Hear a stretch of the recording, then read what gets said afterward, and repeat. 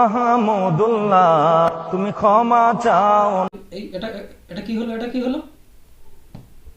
আচ্ছা, বিস্তারিত শুনলাম, তখন আপনারা কি দোষ করেছ সে কথা বলো না, কি দোষ করেছ জাতির সামনে সে কথা বলো না। ও আহমদুল্লাহ তুমি ক্ষমা চাও না।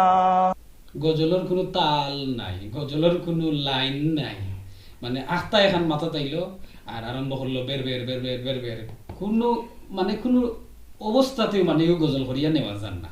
কথা বলতে পারছি না যে এই বিষয়টা হে যে করতো, গজল গাইতো, হে যে এক প্রতিবাদ করতো, এই প্রতিবাদও বোঝা যার না, হে গান গার না, হে তার হৌ সিস্টেমর গান গার, ডিজে গান মনে গার। এখন এটা কোনটা কোনটা অবস্থা?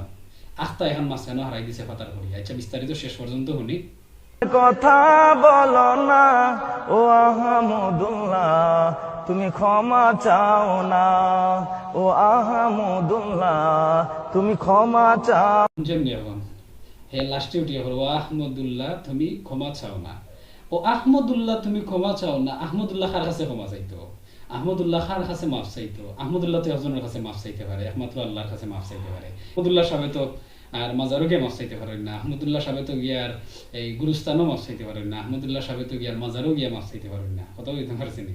তো আহমদুল্লাহ সাহেব মাফ চাইলে আল্লাহর কাছে মাফ চাইবা, এক জিনিস হইল গিয়া ইংরেজি ভাষায় একটা কথা কথা আছে যে অল্প বয়সে এই ফাঁকলে একটা জিনিস আছে, মানে আমি মানতাম ছিলাম না এই বিষয়, ও বিষয়টা যদি ওই যায় কেউ, তাহলে হে নিজেরে খুব বড় এক মানুষ মনে করে।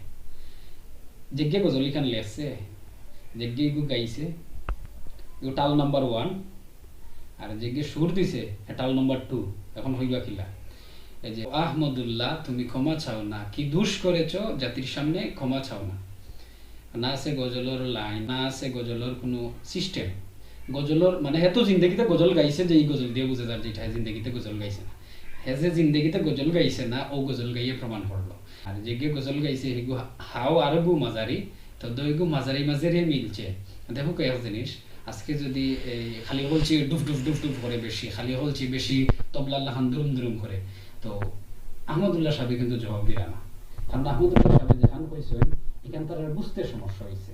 আহমদুল্লাহ সাহেব যেখান বুঝাইতে চাইছেন এরা শুনতে সমস্যা হয়েছে। কথা বুঝতে পারছি। তো আহমদুল্লাহ সাহেবের পিছনে তারা লাগার ও মাত্র কারণ উদ্দেশ্য হইল গিয়া তার আসুন্নাহ ফাউন্ডেশন। কারণ আহমদুল্লাহ সাহেব মানুষের উপকার করা একমাত্র খালিস লিওয়াজহিল্লাহ, আল্লাহর ওয়াস্তে। আহমদুল্লাহ সাহেব দিনের খেদমত করা একমাত্র আল্লাহর ওয়াস্তে। এখন আমরা ওয়াজ করলাম, আমরা মাইকে উঠলাম, উঠি গানের দুইটা টান মারলাম, মারিয়া আখতা বাউল ফাউল সাজি গেলাম, মানছে আমরার বায় থাকতো, মানছে আমরার কথা শুনতো। উমাই এখন থেকে আহমদুল্লাহ সাহেবের বায় যান গিয়ে উমাই দেখে আহমদুল্লাহ সাহেবের নাম হই, উমাই আহমদুল্লাহ সাহেব তো বাদ বানাই তুইব। এর একটা সিস্টেম, একটা এই তারা সিস্টেম অবলম্বন করছে, করিয়া এখন একটা দ্বন্দ্বের মাঝে ফালাইয়া আছে। কিন্তু এই জিনিস হামেশা ইয়াদ রাখতাম, যারা সুন্নির আসুন, যারা সুন্নির আসুন, সারারে আমি কইরাম, আপনারা ইসলাম রে ফাটাফাটি করেন না জানো, ইসলাম রে আপনারা বাক করেন না জানো, ইসলাম রে আপনারা এই বিদর্বিন্তর কাছে হাসির পাত্র বানান না জানো। এর লাগিয়ে আপনারা আল্লাহর কাছে জবাব দিতে হইব, জবাব দিতে হইব। আর আশাবাদী এখনো তওবা করুকা, এখনো মাফ চাওয়া আল্লাহর কাছে, কারণ আল্লাহ তাআলা হইলা গিয়া গফুরুর রহিম, আল্লাহ সবাইকে মাফ করে দিতা।